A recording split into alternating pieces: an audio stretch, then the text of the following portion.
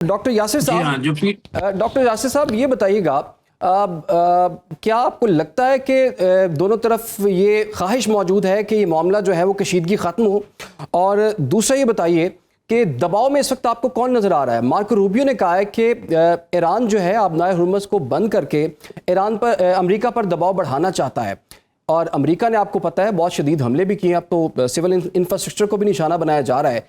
इस सिचुएशन के अंदर, इस कॉन्फ्लिक्ट के अंदर आपको ज़्यादा दबाव में कौन सी पार्टी नज़र आ रही है?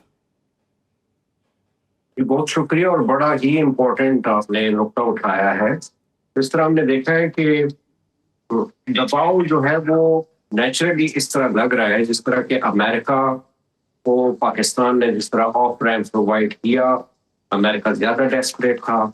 ये बिल्कुल रोजे रोशन की तरह आया है कि ईरान ने हर लिहाज से अमेरिका को शिकस्त दी है, और उसकी जो स्ट्रेट ऑफ हॉर्मुज़ की जो लेवरेज, जो कि शायद ईरान को भी खुद इटसेल्फ आइडिया नहीं था कि वो इसको इतना प्ले कर सकता है, इतना यूज कर सकता है स्ट्रेट ऑफ हॉर्मुज़ को, और उसको इतना ज्यादा उसके साथ अब कॉन्फ्लिक्ट उस पे फोकस इसलिए हो गया है क्योंकि ईरान को एक बहुत बड़ी अपॉर्चुनिटी मिली है, क्योंकि लैक ऑफ ट्रस्ट है, ट्रस्ट डेफिसिट बहुत ज्यादा है।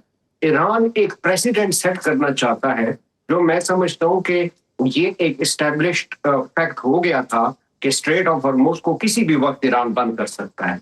मैं समझता हूँ कि अभी थोड़ा सा ईरान को टैक्टफुली प्ले करना चाहिए था। दूसरी बात यह है कि दोनों पार्टीज को ये जरूर पता है कि जो उनकी स्ट्रेटेजिक जो पेशेंस है वो खत्म हो गई है। ये जो स्ट्रेटेजिक जो इनकी लिमिटेशंस थी वो बहुत ज्यादा इस वेस्ट एशिया के कॉन्फ्लिक्ट ने दोनों पार्टीज को बता दिया है। मैं समझता हूँ कि ये दोनों पार्टीज इस वक्त एक दूसरे के ऊपर प्रेशर बढ़ाना चाह रही हैं, ताकि जो भी फाइनल डील हो या फाइनल बात हो उसके ऊपर एक का पड़ला दूसरे से भारी हो जाए। लेकिन मैं समझता हूँ कि ईरान जिस तरह इस वक्त यूज कर रहा है, जो उसने पहले यूज किया, और जिस तरीके से स्ट्रेट ऑफ हॉर्मुज़ को जो स्ट्रेटेजी उसने बनाई है कि उसने ऑल आउट वॉर के ऊपर गया है, और Iran has nothing to lose, ये अमेरिका को बहुत अच्छी तरह पता है। ईरान प्रेशर बढ़ा भी रहा है और प्रेशर बढ़ाने की पोजीशन में भी है।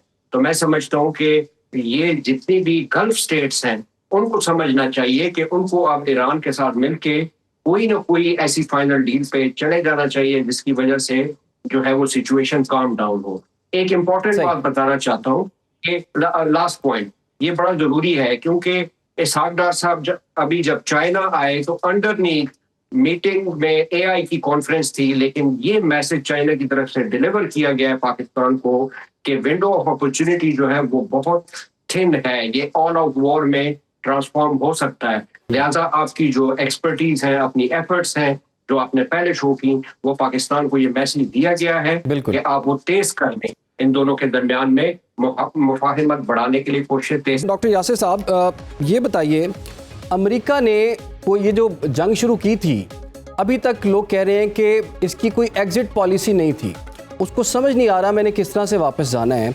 अब एक के बाद एक कॉन्फ्लिक्ट होता है, मुज़ाकरात की टेबल पर आते हैं, फिर कुछ हमले हो जाते हैं।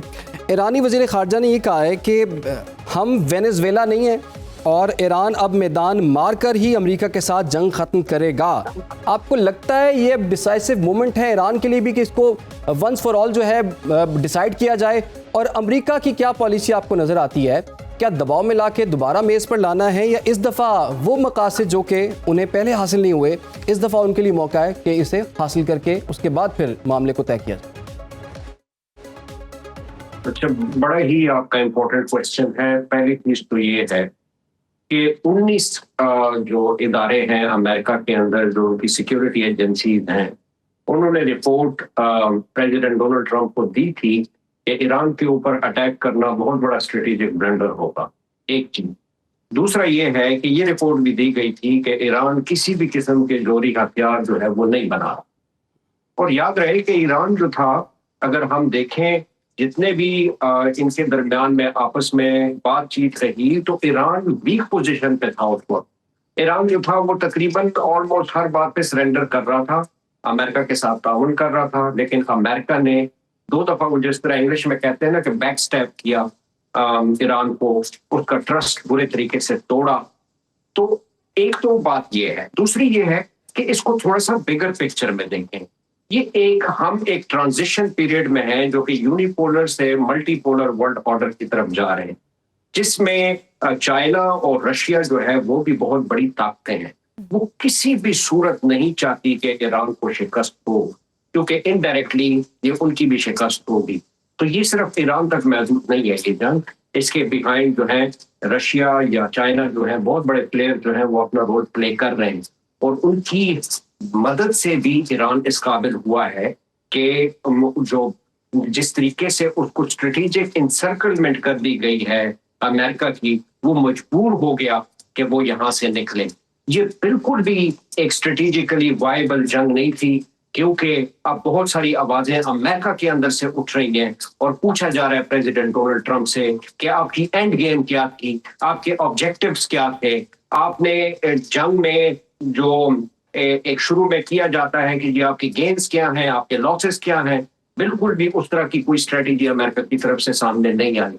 तो ये बहुत बड़ी वॉइसेस हैं जो कि अमेरिका की तरफ से भी उठ रही है और बाहर दुनिया की तरफ से भी जा रही है अमेरिका की तरफ। अमेरिका से पूछा जा रहा है कि आखिर आपकी ईरान के साथ दुश्मनी क्या है, और दूसरा ये है कि अगर ईरान इस काबिल हुआ है कि उसने स्ट्रेट ऑफ हॉर्मुज को या इकोनॉमिक जो है वो हर्ट करके पूरी दुनिया को वो जंग ये जीत रहा है, तो इसका रिस्पॉन्सिबल भी अमेरिका को ठहराया जा रहा है कि आप किस वजह से जो है ये आपने जंग शुरू की।